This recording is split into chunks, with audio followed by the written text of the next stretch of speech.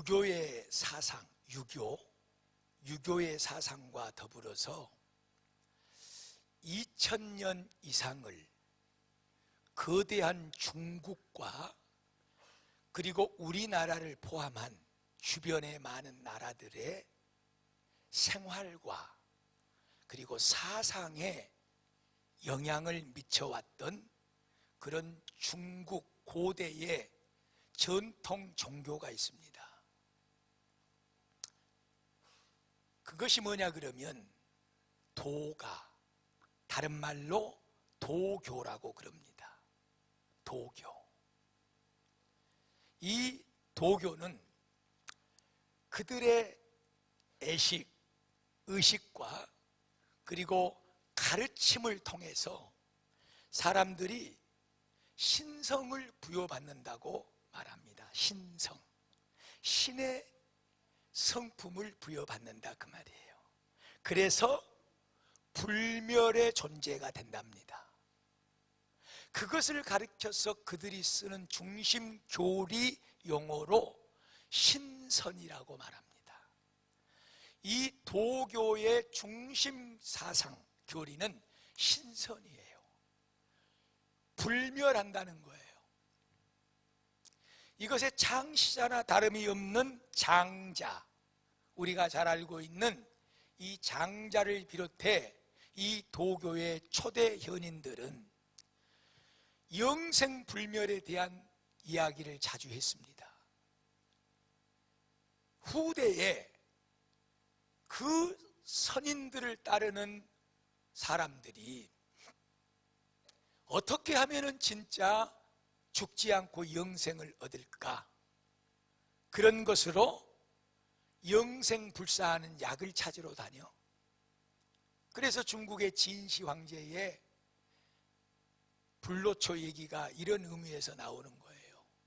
그리고 돌을 잘 닦아서 호흡을 잘 조절을 하면, 그런가 하면 그 요가 있죠, 요가? 명상하고 이런 운동을 잘 하고 그리고 곡기를 끊고 식이요법을 잘 하면 영생불사에 들어갈 수가 있다, 이렇게 가르칩니다. 그래서 결론적으로 말씀을 드리자면 이런 수행을 잘한 사람들은 죽는데 진짜 죽는 것이 아니라 그 말이에요. 죽은 것 같지만 살아있다 그거예요. 그래서 그들은 보통 사람들이 접근할 수 없고 들어갈 수 없는 영원한 천성에 올라가게 된다. 이것이 바로 도교의 신선의 교리입니다. 영생불사.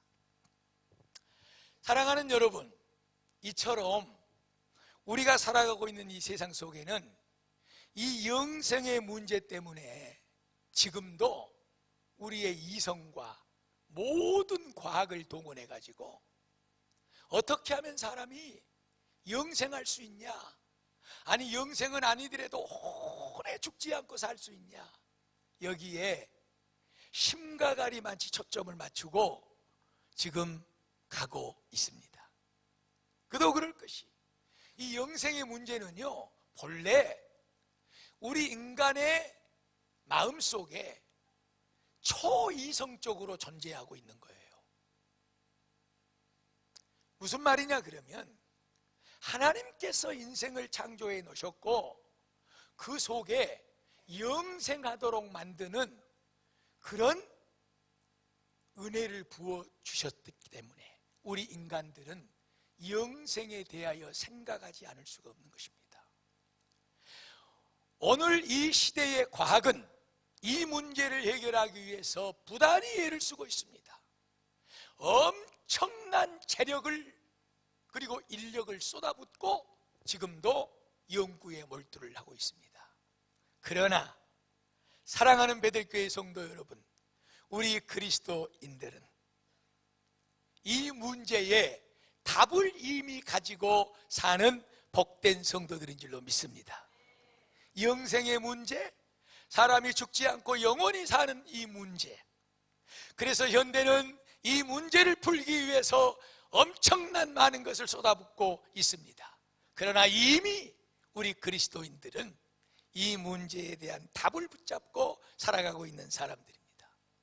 많은 성경의 본문은, 그리고 특별히 우리가 지금 연 3주 동안이나 붙잡고 하나님의 말씀으로 은혜를 받고 있는 소위 부활장이라고 하는 영생의 복을 말씀하고 있는 고린도전서 15장의 말씀은 확실하게 우리 사람들이 어떻게 하면 영생 복락에 들어갈 수 있느냐는 문제를 말씀해 주고 있는 것입니다. 지난주에 이어서 오늘도 동일한 본문, 동일한 제목을 가지고 영원한 생명에 대하여 말씀을 드릴 때, 사랑하는 베델교회 성도들이여, 정말로 저와 여러분의 가슴 속에 이 놀라운 비밀이 믿어지는 그런 은혜가 있기를 축복을 드립니다. 거짓 믿음 드러나게 되어 있습니다. 거짓 십자가 능력 없습니다. 거짓 부활 아무런 영향이 없습니다. 진짜 십자가, 진짜 부활을 믿는 성도만이 이 놀라운 복의 자리에 들어가게 될 줄로 믿습니다. 연 2주 동안, 오늘까지 3주 동안 여러분들에게 드리는 말씀의 요지는 이런 것입니다. 내가 너희에게 복음을 전했다. 이 복음을 듣고 그 복음에 굳게 서서 헛되이 믿지 않으면, 바꿔 말하면 진짜로 복음을 믿으면 구원을 받게 될 것이니라. 할렐루야. 그 복음이 뭐냐? 예수가 내 죄를 위해 십자가에 피 흘려 죽으시고 성경대로 무덤에 장사되었다가 성경대로 3일 만에 다시 살아난 이 부활, 이것이 바로 십자가와 부활이 복음이라는 것입니다. 예수가 십자가에 죽었다는 사실에 대하여서는 많은 사람들이 이론을 말하지 않습니다. 그러나 그 예수가 다시 살아났다는 것에 대하여는 많은 사람들이 여러 말을 합니다. 그래서 고린도전서 15장 부활에 대하여 말씀을 주고 있는 바울은 그 문제를 분명하게 지적하고 넘어갑니다. 내가 너희에게 전한 복음, 다시 말하면 십자가와 다시 산 부활은 내가 듣기만 하고 그 들은 것을 너희에게 말한 것이 아니라 내가 부활의 실체를 봤다는 것입니다. 그래서 우리의 죄를 위해 십자가에 피 흘려 죽으신 그 예수는 죽은 지 3일 만에 다시 살아나셨는데, 그 살아나신의 증거가 베드로에게 나타내 보이셨고 12 제자들에게 여러 번 나타나셨고, 일시에 우리가 앉아있는 이 숫자보다 더 많은 약 500명 정도가 되는 성도들에게 나타내 보이셨고, 그리고 나 같은 사람, 교회를 핍박하고 예수를 부인했던 나 같은 사람에게도 보여주셔서 나는 그 살아나신 예수를 보고 내 인생의 모든 것을 다 뒤로 하고 다시 사신 그 예수를 전하는데 나의 목숨을 바쳐 살아가고 있노라. 그런데 너희들은 왜 부활이 없다고 그러냐? 그러면서 계속해서 말하기를, 만약에 예수가 다시 사신 부활이 없다면 우리의 믿음은 헛것이다. 내가 전하는 이 복음은 헛된 것이다.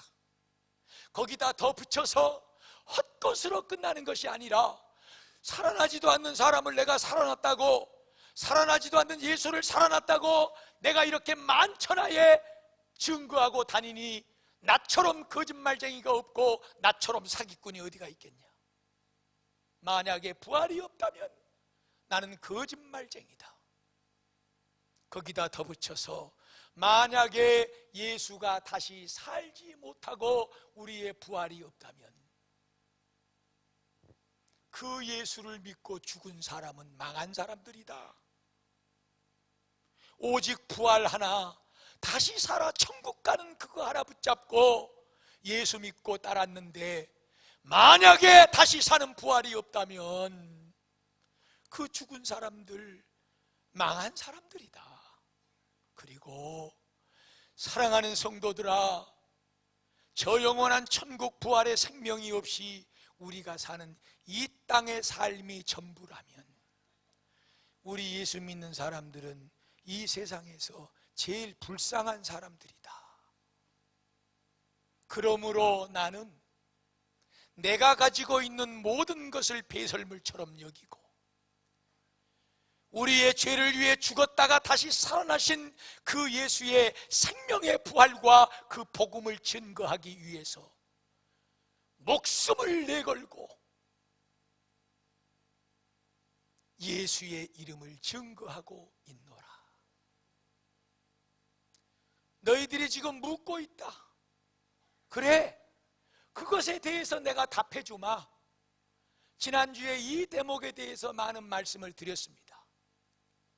저 유아실에, 그리고 2층에, 그리고 여기 본당에 사랑하는 성도들이요, 다시 한번 여러분들에게 말씀을 드리는 것은 아직도 저와 여러분의 가슴 속에 어떻게 죽으면 사람이 다시 살 수가 있느냐, 그리고 만약에 사람이 죽었다가 다시 살아난다면 도대체 어떤 형태로, 어떤 모양으로 다시 살아난다는 말이요, 이런 의문이 아직도 있으시다면 다시 한번 간략하게 말씀을 드립니다. 바울은 씨앗을 비유로 들었습니다. 이 어리석은 사람아, 여기 씨를 봐라. 이 씨가 죽지 않고 가만히 있으면 생명을 얻지를 못한다. 열매를 맺어내지를 못하셨냐.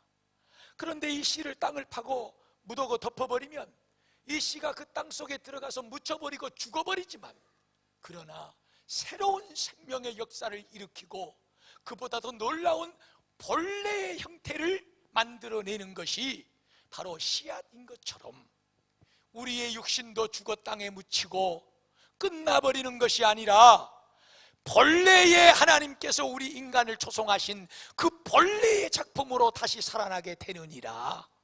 할렐루야. 바울은 그렇게 말씀하고 있는 거예요. 그러면 어떤 형태로 다시 사는데요? 묻는 여러분들에게 바울은 말합니다. 자, 잘 들어봐라.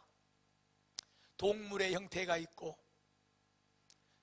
새의 형태가 있고 물고기의 형태도 있다. 그리고 사람의 형태도 이렇게 있다. 저 해의 형태가 있고 저 달의 형태가 있고 별들의 형태가 있고 그것들의 영광이 다 따로 있다. 그렇듯이 우리 이 몸도 육신의 몸이 있는가 하면 영적인 신령한 몸이 있느니라. 약한 몸으로 죽지만 살 때는 강한 몸으로 살아나느니라. 할렐루야. 더 정확하게 보기 위해서 오늘 고린도전서 15장 42절 말씀 여러분들이 지금 펼쳐놓고 계시기 때문에 다 같이 봅니다. 죽은 자의 부활도 이런 형태와 같으니라. 썩을 것으로 심고 어떻게? 썩지 아니할 것으로 다시 살아나고, 욕된 것으로 심고 어떻게? 영광스러운 것으로 다시 살아나고, 약한 것으로 심고 강한 것으로 다시 살아나며, 육의 몸으로 심고 신령한 몸으로 다시 살아나느니라. 할렐루야. 저 49절을 다 같이 읽습니다. 우리가 흙에 속한 자의 형상을 입은 것 같이 또한 하늘에 속한 이의 형상을 입을 것이니라. 할렐루야. 우리가 아담의 후손입니다. 아담이 우리에게 육체의 몸을 준 것처럼 우리가 죽어서 다시 사는 형태는 우리에게 신령한 몸을 주신 예수 그리스도와 같은 그 신령한 몸을 다시 입게 될 것이라고 바울은 분명하게 말씀을 하고 있습니다. 사랑하는 베들교회 성도 여러분, 믿으십시오. 이 믿음이 우리 영원한 생명의 문을 열게 만들 줄로 믿습니다. 오늘 50절 말씀부터 지난주에 이어서 계속해서 말씀을 전해드립니다. 50절, 형제들아 내가 이것을 말하노니 혈과 육은 하나님의 나라를 이어받을 수 없고 또한 썩은 것은 썩지 않은 것을 유업으로 받지 못하느니라. 할렐루야. 자, 여기 보세요. 여러분, 이 썩을 몸으로는요, 이 병들고 약하고 고장난 이 몸으로는 완전한 하나님의 나라 천국을 받아들일 수가 없습니다, 여러분. 그렇기 때문에 우리는 죄의 싹스로 죽지만 다시 하나님께서는 우리를 새로운 몸, 신령한 몸, 우리를 에덴 동산의 맨 처음에 창조했던 그 죄 없는 예수 그리스도와 같은 그 몸으로 다시 살려서 그때 비로소 우리가 저 하늘나라의 영생한 그 복을 기업으로 받게 되는 줄로 믿습니다. 썩을 것은 썩지 않을 것을 유업으로 받을 수가 없는 거예요. 그래서 이 몸이 죽어서 다시 신령한 몸을 입어 부활하게 되는 줄로 믿습니다. 이 하나님이 우리에게 주시는 말씀을 확신하게 믿으시기를 주의 이름으로 축복을 드립니다. 지금 성령님께서 이 생각을 떠오르게 만드네요. 지난주에는 수박을 가지고 많은 얘기를 여러 번 했지 않습니까? 수박이 본래는 씨를 심었다, 씨를. 그런데 그 수박이 심어놨는데 뭐가 나와버려요? 조그마한 씨가 나옵니까? 아니잖아요. 새까만 깨보다 조금 큰 씨를 심었는데 당연히 그와 똑같은 모양의 씨가 나와야지요. 그런데 그것이 나오지 않고 본래의 형태인 수박이 나왔다는 거예요. 하나님은 씨를 만들어 놓지 않았어요. 하나님은 수박 덩어리를 만들어 놨습니다. 우리가 이 몸을 입고 죽습니다. 우리가 다시 살 때는 이 몸으로 사는 것이 아니라 하나님이 에덴 동산에 만들어 놓은 그 완전한 형태로 다시 살게 될 줄로 믿습니다. 지금 이 시간에 무슨 말씀을 드리려고 그러냐 그러면 사과 얘기를 조금 하려고 그래요. 사과 얘기를. 네. 과일 박스를 딱 뜯어갖고 보니까 거기 보니까 그냥 사과가 상한 놈들이 많네. 감자 박스를 열어놓고 보니까 감자가 상하가 썩어져가지고 물러진 것이 많네. 어떤 사람이 아 그렇구나 그러고 성한 놈들을 거기다 그대로 넣어놓을 사람은 아무도 없어요. 다 상한 놈들은 골라서 버리든지 먼저 헤쳐 먹어버리든지 하고 그 정상적인 성한 그 과일은 잘 따로 보관하는 것입니다. 절대로 이 썩을 몸은, 이 죄악된 몸은, 이 병들 몸은, 이 믿음 없는 몸은 여러분 하늘의 신령과 합해질 수가 없습니다. 이것은 완전히 죽어 없어져 버리고 하늘의 씨앗과 같이 묻혀 다 없어져 버리고 하나님께서는 우리를 완전한 새로운 형태로 만드셔서 하늘의 그 놀라운 세계를 우리에게 유업으로 주시는 줄로 믿습니다. 이것을 가리켜서 복락원, 에덴 동산으로 다시 돌아간다 그 말이에요. 우리는 지금 그 길을 따라서 걷고 있는 믿음에 복된 사람들인 줄로 믿습니다. 50절 말씀이 바로 그 말씀이에요. 형제들아 내가 이것을 말한다. 잘 들어라. 우리의 이 혈과 육신은 하나님의 나라를 이어받을 수가 없다. 썩을 것은 썩지 않을 그 영원한 세계를 받을 수가 없느니라. 그러므로 우리를 하나님께서 완전한 신령한 몸으로 다시 살게 해서 그 영원한 천국을 우리에게 주실 것이니라. 바로 그런 말씀이에요. 51절로 넘어갑니다. 보라 내가 너희에게 비밀을 말한다. 세상 사람들은 아무리 말해도 알 수 없는 것이다. 우리가 다 잠잘 것이 아니요 죽은 상태 그대로 있을 것이 아니요 그 말이에요. 마지막 나팔 순간에 호련이 다 변화되리니 나팔 소리가 나매 죽은 자들이 썩지 아니할 것으로 다시 살아나고 우리도 변화되리라. 할렐루야. 이 말씀을 바울은 데살로니가전서 4장 13절 말씀부터 기록하기를, 내가 죽은 자들에 대하여 잠자는 자들에 대하여 너희들이 알지 못하기를 원치 아니하노라. 그러면서 16절부터 무슨 말씀을 하냐 그러면, 천사장의 나팔과 호령 소리와 함께 우리 주님께서 그 재림 나팔 소리가 불려질 때에 이 세상의 공중의 재림을에 온다 그 말이에요. 그때 우리보다 앞서 죽었던 사람들이 먼저 일어나 부활을 하고, 그리고 이 땅에 살아있는 사람들도 뒤따라 올라가서 예수 그리스도를 만나게 될 것이고 그와 함께 영원한 생명의 삶을 살게 될 것이니라. 그러므로 형제들아, 이 말로 서로 위로할지어다. 이것이 바로 데살로니가전서 4장 13절부터 나오는 말씀입니다. 오늘 똑같은 말씀이요 여러분. 내가 비밀을 말한다. 잘 들어라. 비밀이다. 분명히 이 비밀은 하나님의 비밀이니 이루어질 것이다. 주님 다시 오는 그날에 죽은 자들이 먼저 살아나서 주님 앞에 부활해서 올라가게 될 것이고, 그리고 우리 살아남은 자들도 그 주님을 맞이하여 들려 올림을 받아 그 신령한 몸, 이 썩을 몸이 아니라 영원한 저 생명의 천국을 이어받을 변화된 몸으로 우리가 완전히 바뀌어버리게 될 것이니라. 할렐루야. 이게 우리의 믿음이라 그 말이에요. 믿어지요?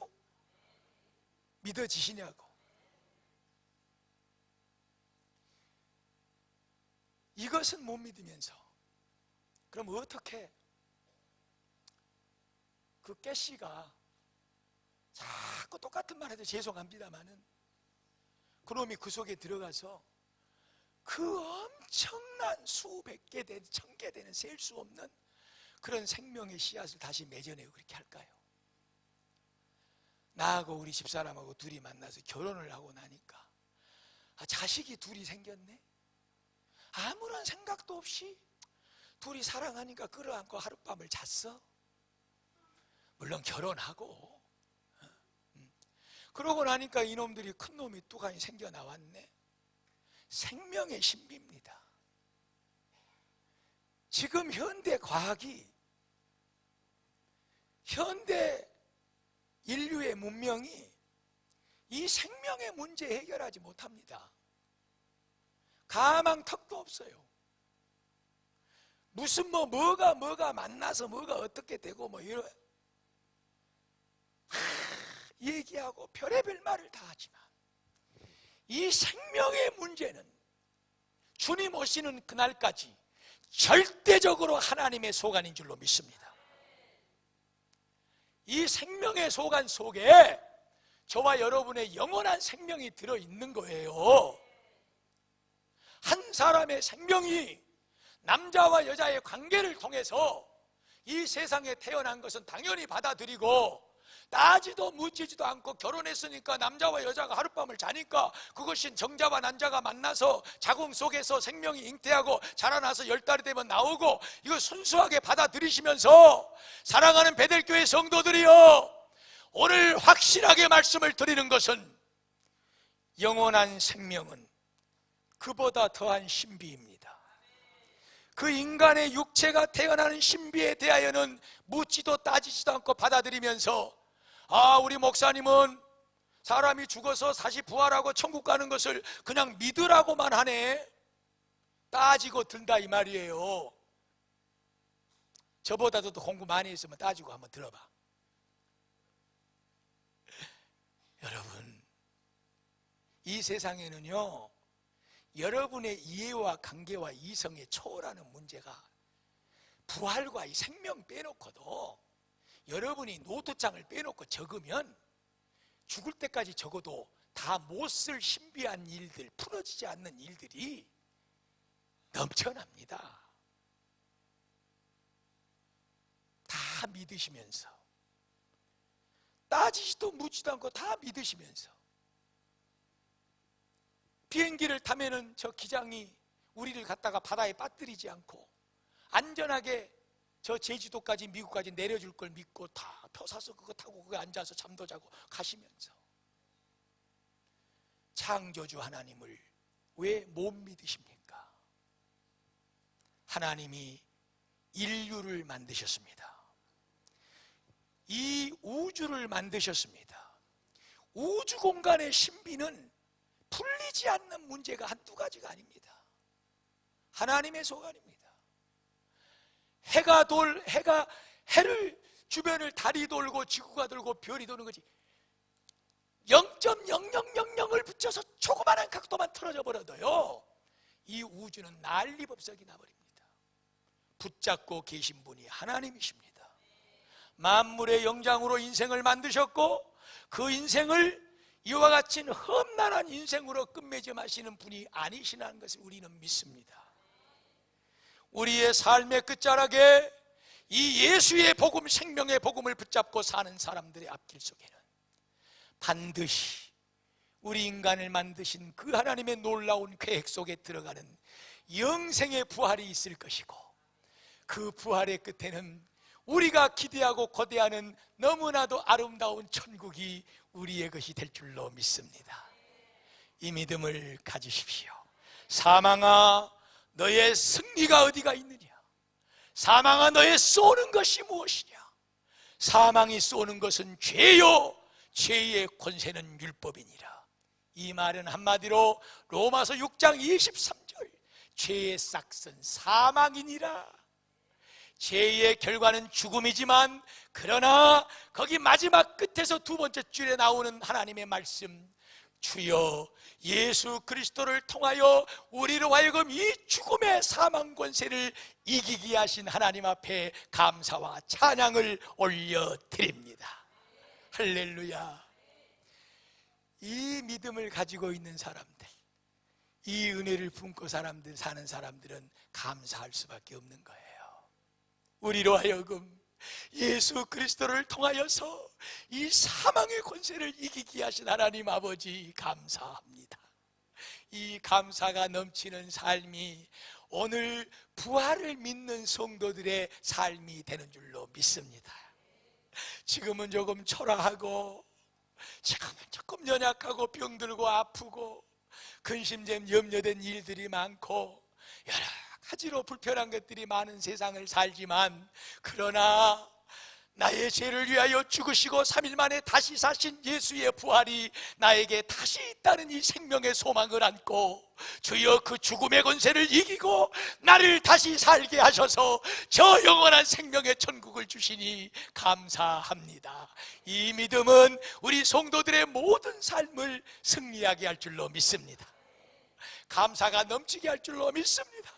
그러므로 사랑하는 베델교회 성도들아, 이 믿음에서 견실히 서라. 흔들리지 말아라. 그러므로 더욱더 주의 일에 충성하고 헌신하는 자들이 될지어다.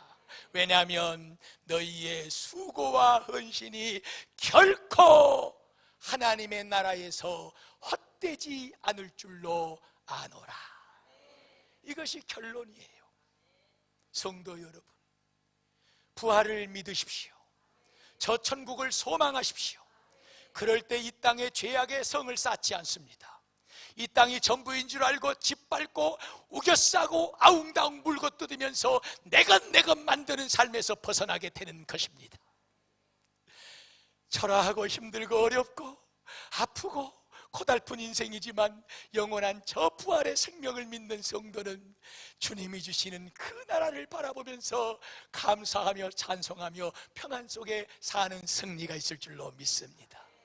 그러므로 그 주님의 나라를 사모하는 사람들은 주의 일에 충성하게 되어 있습니다. 헌신하게 되어 있습니다.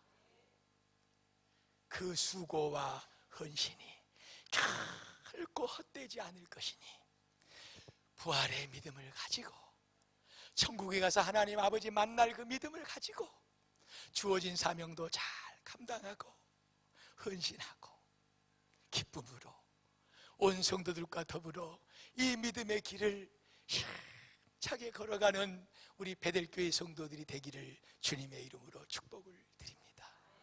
주여, 이 부활의 소망이 나의 소망이 되게 하여 주옵소서. 천국 가는 그날까지 우리 이 소망 가지고 서로 손 붙잡고 헌신하며 충성하며 하나님 나라에 가서 다 같이 만날 수 있게 하여 주시옵소서.